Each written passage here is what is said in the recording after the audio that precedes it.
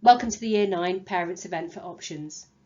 The purpose of this event is to give you as much information as we can to help you navigate the options process with your child at home. Obviously this year things are slightly different, and in a normal year we would hope to have students in school where they have access to staff and to advice and guidance throughout the process. This year is different, but we will make sure that we've got as much information available to you online as possible.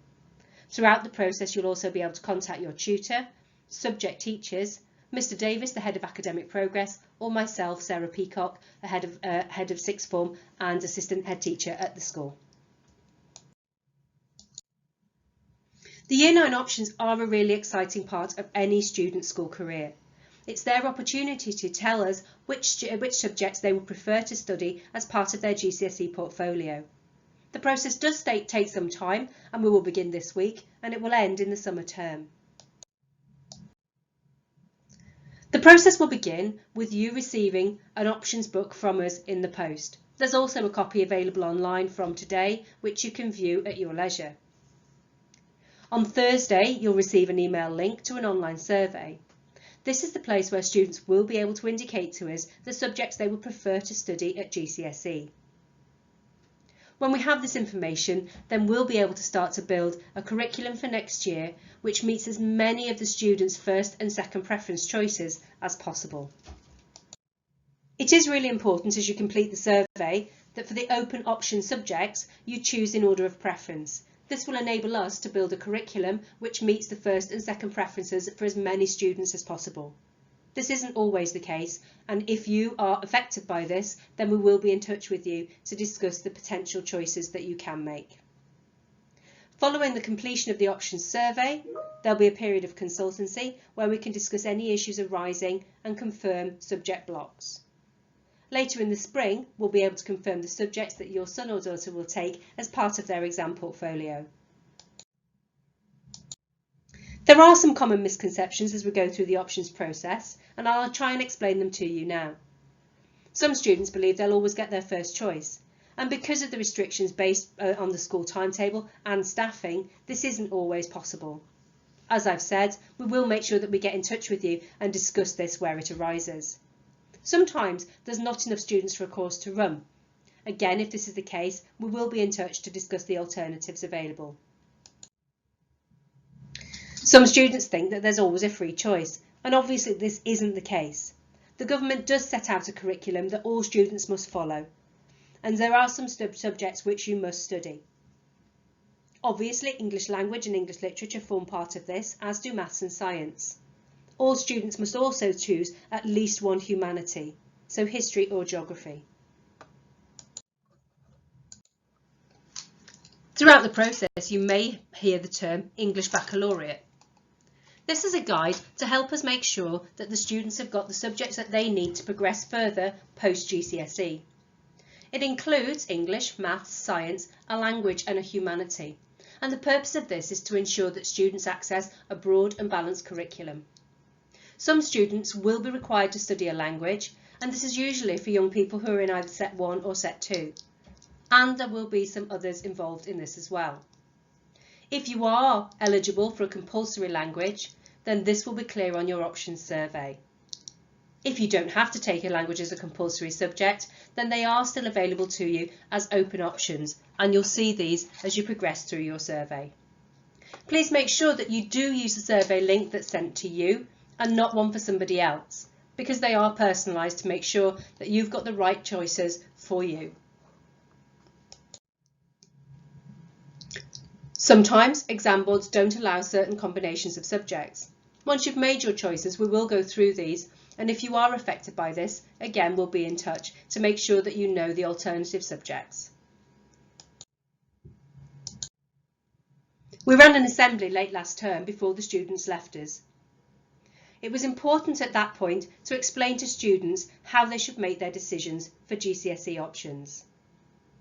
I did say to them it was an important time to make a quality decision. Sometimes students make choices based on friendship groups or teachers, and this isn't always the best way to make a decision. We advise them to talk to you, their parents, to teachers and tutors, other students who may have taken the course in the past, and to make an appointment with Mrs. Murphy, our careers advisor, if this would be helpful to them. It is important to select subjects at which you'll be successful and will enjoy for GCSEs, as well as making sure that you've got the correct subjects so that you can follow the pathway of your choice post-16. We will guide you through the process and make sure that the qualifications are right for your next steps.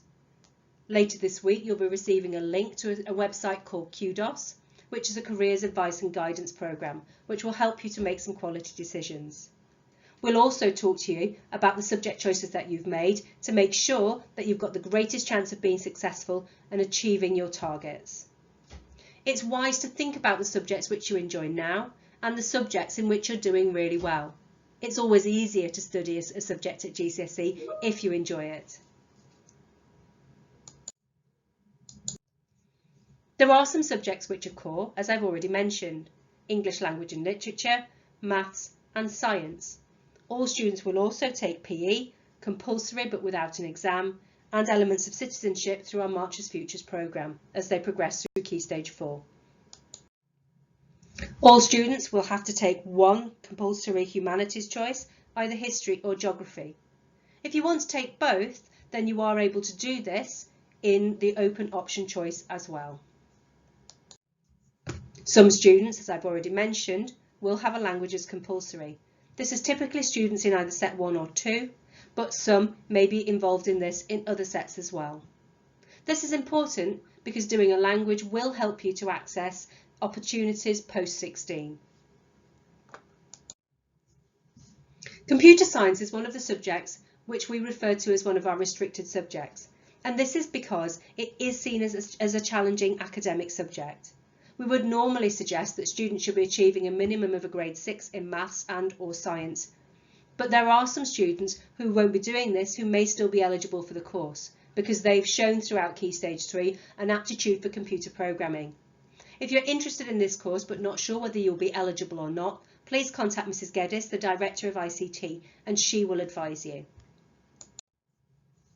Science has 2 pathways. As I've already mentioned, all students will be required to take science as part of their GCSE portfolio. The compulsory element of science is combined science, which is 2 GCSEs and will follow the AQA Trilogy course. This means that all 3 disciplines will be covered by the course as part of the programme, and you will have 2 GCSEs as the outcome. The second pathway is separate science. This is 3 individual GCSEs, a qualification in biology, chemistry and physics. This can be opted for as part of one of the open option choices. This is again an academically challenging pathway, and the science department advise that students are achieving at least a grade 6 by the end of year 9 to access this course. If you're not sure whether you'll be eligible, then the science team are available to help, so please do talk to your science teacher. Some students may not quite be at their grade 6 yet, and of course that is important therefore that they continue with their online learning to demonstrate their ability in science to be able to access this course by the end of the year. It is also worth noting that students who do take combined science would still be able to follow a science at A level should they choose to do so. There are a number of open choices, as you can see.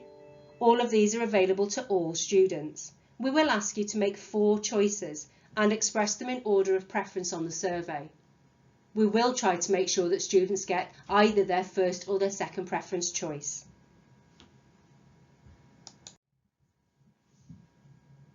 It's important then to talk about the qualification pathways through GCSE. As you can see, there's a compulsory element to any child's GCSE portfolio: English language, literature, maths, science, history or geography, and core PE with no exam. We'll then ask you for 4 preferences on the survey. For some students, they will have to take a compulsory language. For those not in this category, that will be their first open choice.